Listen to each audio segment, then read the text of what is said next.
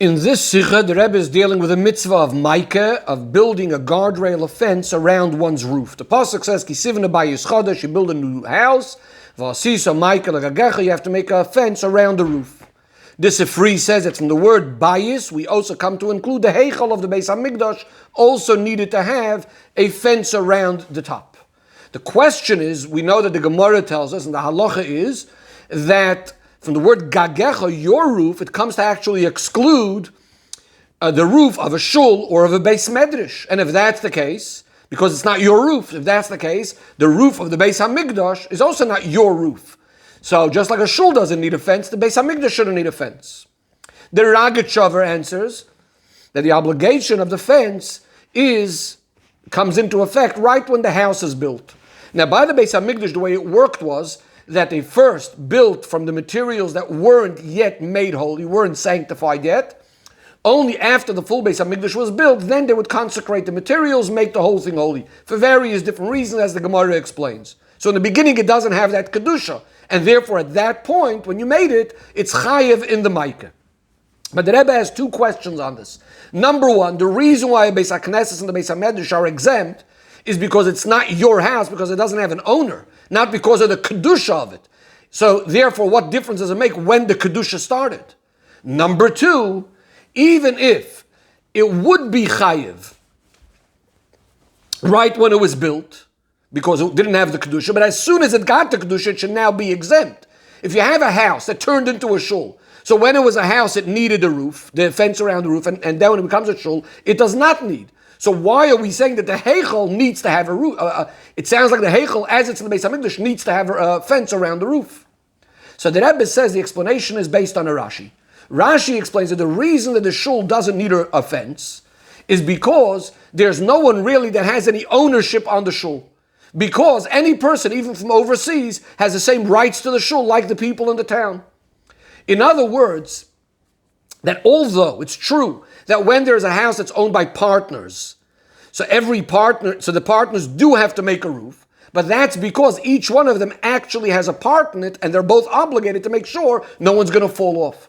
But in the case of a shul, where you have the people in the city that build a shul, it's not theirs personally, it belongs to everyone else. There is no one that we could say is obligated to come and put up this fence. Very different to partners where we say they're both owners, and now we have to make sure that there's a fence. Here, there is no one to obligate in making the fence because all people in the world have the same rights to it. What about the Beis Hamikdash? By the Beis Hamikdash, it's more similar to partners. Because David HaMelech, when he bought the place in the Beis Hamikdash, he bought it with money that was taken from all the Shvatim, from all of the Yidden. In a similar way, the Beis Hamikdash itself is built from the donations of the public. And therefore, it's more like partners, that everyone has a part in the Beis Hamikdash. Every Yid is a partner in it. And therefore, altogether, we do have that obligation to put up that fence. Again, different to a shul, where you say the people of the city built a shul, but they don't have the obligation because there's so many other people that have the rights to come and use it. It doesn't belong to anyone in a certain sense. In a footnote, the Rebbe also gives another very geschmacka reason why the Beis Hamikdash would be chayiv to have this fence, is because the Beis Hamikdash is someone's personal house, the Hashem's house. It's the house of Hashem. And we know that whatever Hashem tells the Yidden to do, any mitzvah, he's obligated Kva Yochel himself. And therefore, Beis Hamikdash, the Eibishter, tells the Yidden to make this fence because it's the Eibishter's house, and the Eibishter's house also needs to make sure that no one will fall off, etc. The Rebbe asks, there's another reason why a shul is exempt from a fence, and that is because it's not a dwelling place, it's not made for living in. And therefore, the Beis HaMikdash is also not made for living in. So why would it need a fence around the roof? So the Rebbe says, a place to live in, a dira, a dwelling place, is primarily connected with where you eat.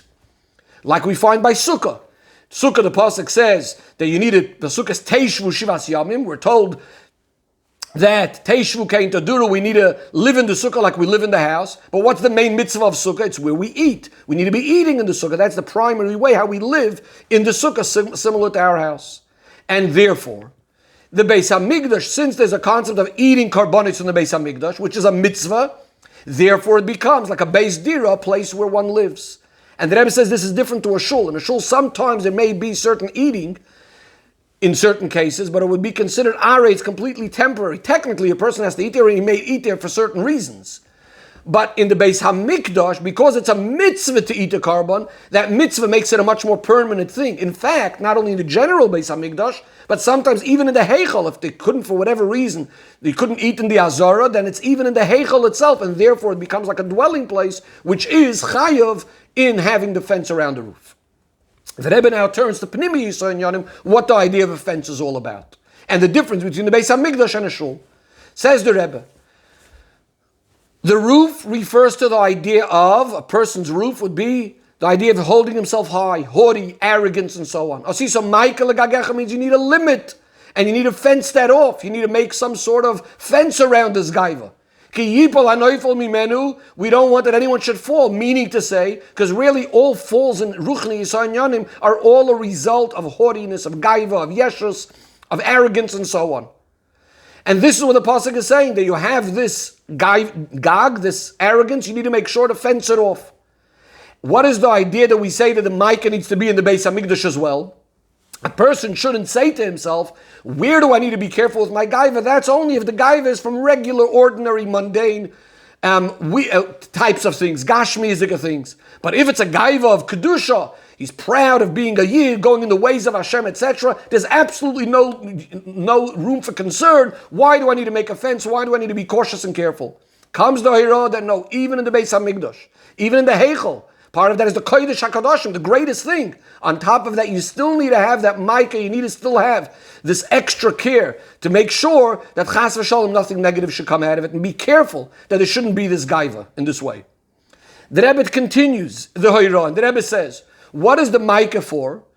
Simply, it's mainly not for the person himself, but nobody else should be falling off your roof. What does this mean, Beruchnius? That the main place where you need to be careful is that nobody else should have an nefila. Nobody else should fall down because of your gaiva. What does that mean? A person might be trying to spread Yiddishkeit, being makar of another Yid to Hashem, which is like the idea of kisivna bayis chodesh. You're building a new house. You're not only sufficing with your own avodah, you're building a house, a new environment filled with Yiddishkeit, being makar of Yidden to the Eibishter. But if one speaks to another person,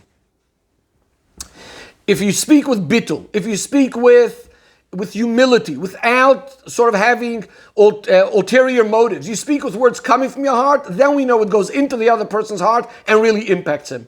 But if the way you're being a makarim is coming with some form of arrogance, haughtiness, etc., then you might, not only are you not going to impact him, but in fact you may distance him from Hashem. Another point, says the Rebbe, the pasuk says, Ki yipoil hanoifel mimenu. So Chazal say, what does it mean? The one who falls will fall. So Chazal say, but if a person falls off the roof, it means he deserved to fall. But Megalgul and Schusay de Zaka, good things happen through good people, bad things happen through bad people. So he fell off your roof. Obviously, it's something to do with you, but this person was meant to fall. So in Avodas Hashem, says the Rebbe, what this might mean is, the person that's being makar of the other Yid might say, look, if the other person is a noifel anyways, if the person is someone who's falling down anyways, then what's it my problem? If that person would be the way he's supposed to be, he would be able to distinguish between that which is good, which I'm giving him, the words of Torah that I'm giving him, trying to be a makarev, and ignore my yeshus. The fact that he's focusing on my yeshus, on my arrogance, proves that he's anyways a neufel. He's someone that's falling down anyways. So why is that my problem? Says the pasuk, no, even if that person is a neufel, you have the obligation to make sure that he doesn't fall as a result of you. And as we said, megalgulin, bad things happen through bad people. We don't want you to be that person that because of you, he's falling down. Says the Rebbe, now, the person who's being makar of the other person might argue the other way. If there's such a danger, I'm going to be merachik that person because of my arrogance. So why do I have to build a house at all? Meaning, why do I have to be mishtadel? Put in the effort to be makar of more Yidden.